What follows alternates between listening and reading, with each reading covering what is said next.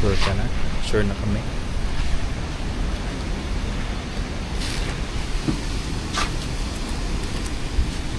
Slowly, yeah. Hindi ka kinakabahan?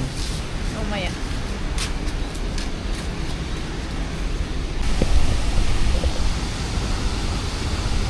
Ang laki talaga nung ano din. Nung ano nila, bundok. Nalulula ako.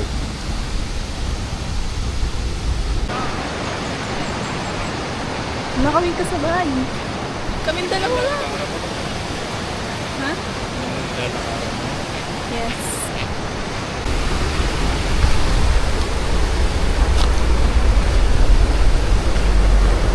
Hindi na lang.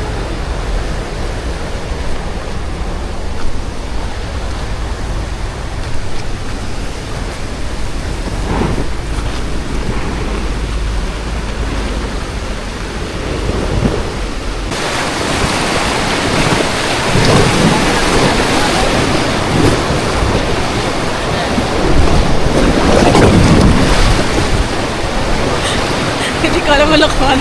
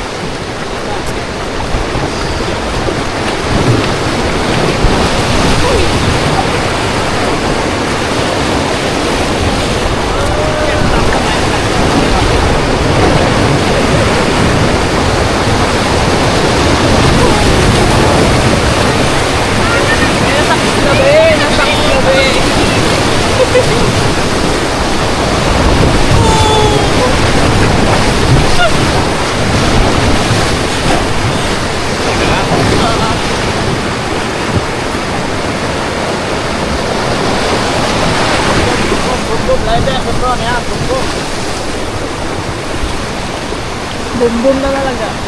Nabumbum talaga. Sino? Bisa ba datang niya kami? Yes, sabi.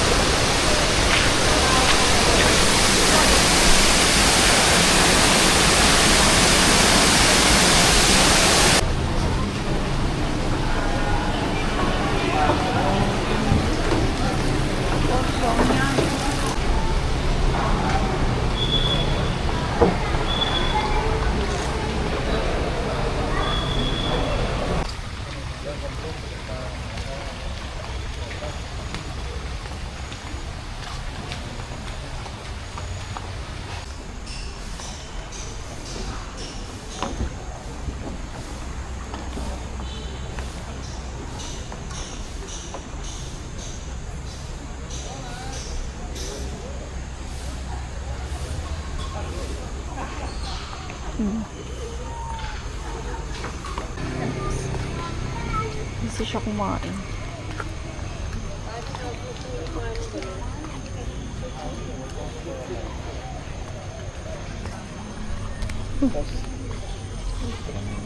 Jumanji yung mga ano dito.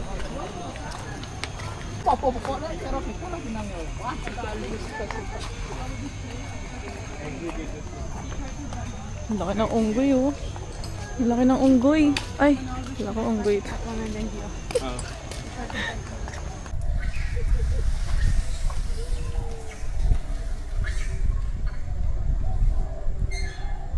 Ang unggoy.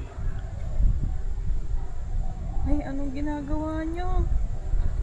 Yun no. Yun dapat. Walking tour in Bali. Tingin ka naman dito. Yan, o matisod ka.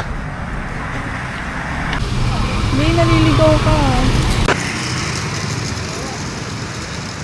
Oh, ano po ba siya?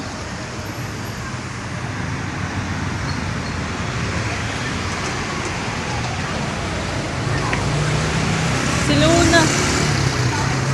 Si Luna. Luna. Naaso.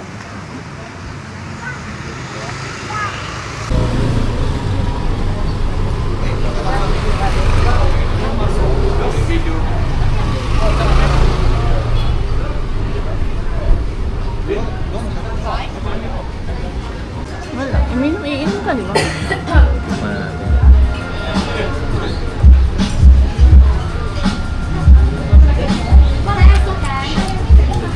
Kalau kakaknya ini yang di sini itu pakainya dadakan karena kalau kakak dia terlalu lembek. Kalau yang lainnya kayak chicken itu semuanya pakai. Iya. Parang wala siyang lasa. Iya. betul. Sa'yo. Oke, enak kok.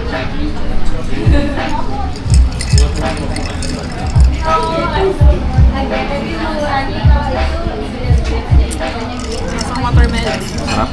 Normal. Nothing special. Okay lang. Watermelon. Yang ini memang dadakan. Ayun sa hula, ito ang iyong magiging kapalaran. What's the most marvelous thing you have ever seen? Sagutin mo yan. What's the most marvelous thing? Avengers Endgame. Ewan. Why do you love... Ay, mali. What do you love about your life? About my life? Peace. Sinabi mong alam. Hindi na lang.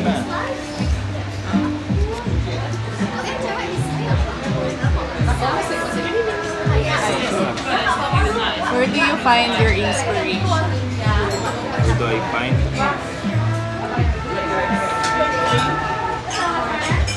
Paano ba ako ma-inspire? When ano? Kasi pwede mo mag-Tagalog. English yung tanong. Kapag ano? Where do you find your inspiration? Over there. Yun na lang. Over there. Over there. Memo naman to. Ay, hindi yan. Ba't palit-ulit to? Palit-ulit yung tanong na Baka yan. nahalo. Name 3 things that make you happy. Sagot na yata ako eh. Hindi pa. Describe yourself yun. 3 things that make me happy. Money, money, money. Ito. Yan. 3 things. Hindi ka mo. 3 things that make me happy. Money, money, money. Yun. My family. My and my family. dogs. My family. 5 dogs. Oh, yan na pala. Speaking. Oh,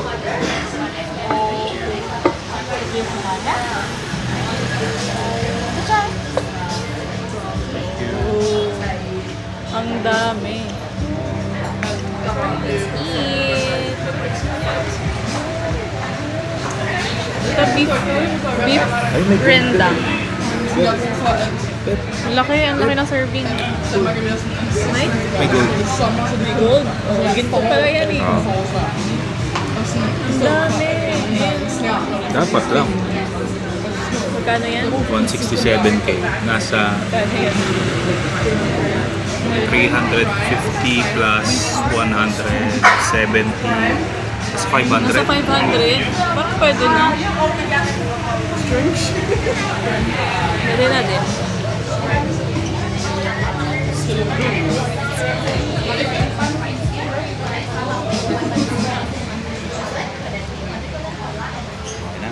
Kaya na tayo. Video ko. Yeah.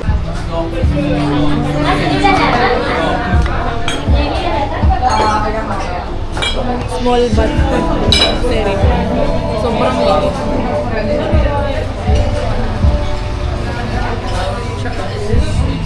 May tasang lapis.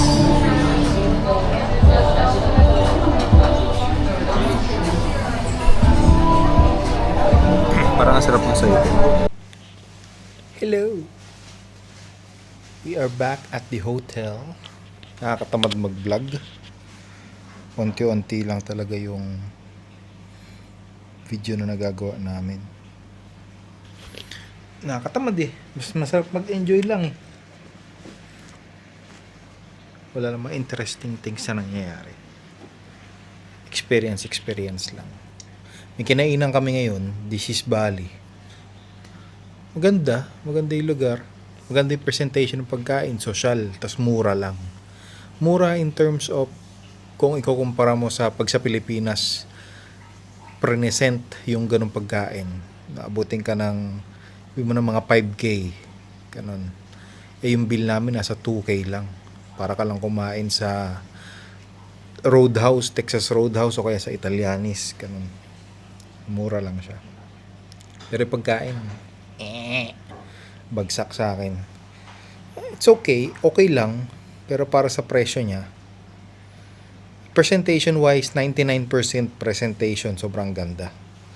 Pero yung pagkain, ewan ko, Balinese cuisine daw. This is Bali, yung pangalan nila ba.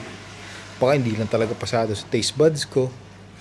Kasi kailangan intricate, yung saffron, may paprika, may ganun. Wala eh. Ano lang ako, salt and pepper, okay na. Ayun. Tapos ikot-ikot kami sa Sacred Monkey Forest. Sobrang lawak pala nun. Ayun, nakakapagod. Doon napuno yung doon nabuo yung 10,000 steps. Paikot-ikot siya. Sarap pag ikot-ikot, ang ganda nung lugar. Alam niyo yun, yung sana, puta kaya naman ng Pilipinas to, ba't hindi ginagawa? Ganun yung dating eh. Tapos na-imagine ko pag nandoon ako, ay kung nasa Pilipinas to, sure yan, ang daming kalat, wasak-wasak yung ganito, yung mga poste ng ilaw hindi nagana, yung toilet mabantot, maasim, mapanghi. Ganun. Lagi mo na ikukumpara sa Pilipinas talaga kahit saan ka magpunta. Siyempre, ayaw mong matahin yung bansa mo, kaso yun yung totoo eh. Ayun. Tapos, after namin sa Sacred Monkey Forest, lumabas kami kasi may napanood kaming vlog ni Senzons. May kinainan sila yung bebek something. Bebek is duck. Parang bibe sa atin. Sa kanila nilagyan na ng K.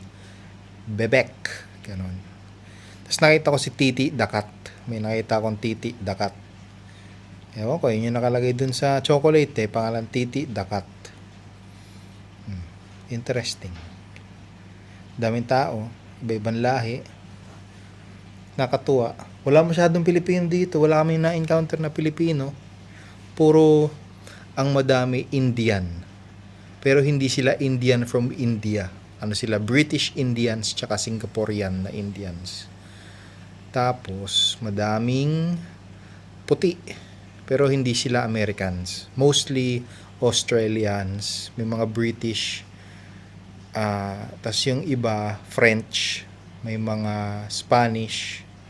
Paano mo naman nalaman? French tsaka Spanish? Naririnig ko. Alam mo naman yung sa tono ng pananalita nila. Pag Spanish, alam mo si Dora. Yan. Si.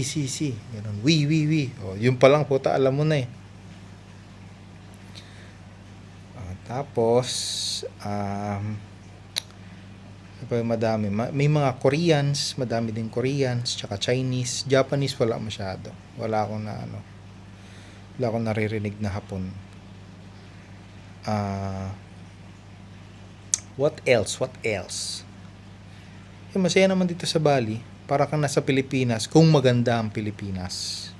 Actually, kaya natin to eh. Ito, yung Bali, ang best example ng what Philippines could have been kung medyo maayos ang pamalakad. Dito, kita ko din eh, may mga pabaya pa rin. Kumbaga sa atin sa atin talaga is totally pabaya. Dito, medyo pabaya. So, yung medyo na yung malaking bagay na din sa development ng lugar. Ayun. So, siguro may mga parts ng Pilipinas na parang ganito. Pero wala silang big city dito. As in talagang parang probinsya lang to. Probinsyang maayos. Ganun. Kung maayos yung probinsya nyo, edi good. Sa amin, hindi eh. Ayun. Tapos, ang laki ng bundok nila. Yung akong ba yun? Basta something. Basta yung vulkan nila. Hindi yung Batur. Yung Batur, maliit lang daw yun. Pero yun yung sikat kasi dahil sa sunrise. Tapos may isa pa, sobrang as in, ngayon lang ako nakita ng bundok na ganun kalaki.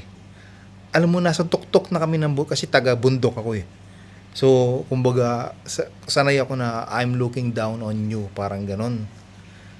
Tumitingin ka sa baba, lahat ng lupain na nakikita mo, anak, sa atin yan.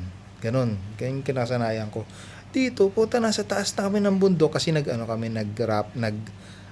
Telaga Waja ba yun? Telaga Waja kami, yung river rafting. So, umakit kami ng bundok, tas going downstream yung rafting.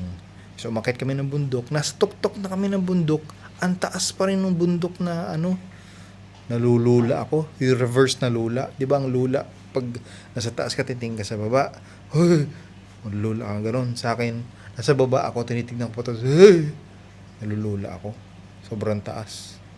Parang gusto ko akyatin. Alam mo yung parang yung image sa utak ko ng Pilipinas nung bata ako. Ganon yung nakikita ko sa Bali. Kaya natutuwa ako dito. Kasi pagbukas mo ng libro mo ng Civica, ganito sa Pilipinas, kaya nagbabayanihan, mga madaming magsasaka, may kalabaw, mga picture. Tapos may picture, sa utak mo, ganun pala ang Pilipinas, ang ganda. Tapos wala kang makikita ang ganun sa Pilipinas. Diyos ko. Dito ko nakita lahat. Yung nipa huts, tapos may puno na nyog, tapos may rolling rice terraces, tapos madami nagpapalim, mga nagpa-farm, mga nakasalakot or naka-straw huts pa. Dito ko nakikita. Kaya nakakatawa. Yung picture sa utak ko nung yung mga libro sa Civica, sa ano ba isang tawag doon? A something. Basta yun sa about sa Pilipinas. Araling Panlipunan, yon. Yung mga picture na nasa libro nun, dito ko nakikita talaga. Sabi ko, ganito pala dapat ang Pilipinas. Kung maayos. Ayun. Kaya naman. Pati yung sa monkey forest na lang, Diyos ko, kaya ng Pilipino, hindi magawa. Kasi, kung ano-ano ginagawa. Pag nakapunta ka sa mga park zoo sa atin, putya. Ha! Ito na yun, parang ganun. Is that the best you can do? Sabi nga ni Grom Hellscream, bah! You'll have to do better than that, little brother. Sabi ni Grom Hellscream yun. Kilala niyo yun? Sa Warcraft 3. Ay hindi, si Grom Hellscream yun. Bah! You'll have to do better than that, little brother. Ayan. Sabi ko nga dun sa driver namin na Indonesian, kung hindi nasakop ng Espanyol ang Pilipinas, baka halos same ang Pilipinas at Indonesians. Di ba may mga salita nga tayong pare-parehas? Mata, kanan, kambing, yung bayawak nila, biyawak sa nila, biyawak sa atin, bayawak. Kulang lang na syllable, biyawak sa kanila. Ayun. Dami nangyari dito. Nakakatawa. Walang interesting thing, pero nakakatawa. Madami kang matututunan. Kaya mag-travel kayo. Mga tao dito, mabait naman, magagalang sila. Mostly Hindu daw sila dito sa Bali. Pero hindi yung Hindu na same sa Indians, ibang Hindu. Ewan kung ano pinagkaiba. Siguro sa Christian, may Protestante, tas may, ewan ko kung anong Christian, basta yun. Parang ganun. Hindi na natin papakomplikahin ng mga bagay-bagay na hindi natin naintindihan. Basta ganun. Ay, may kumakatok.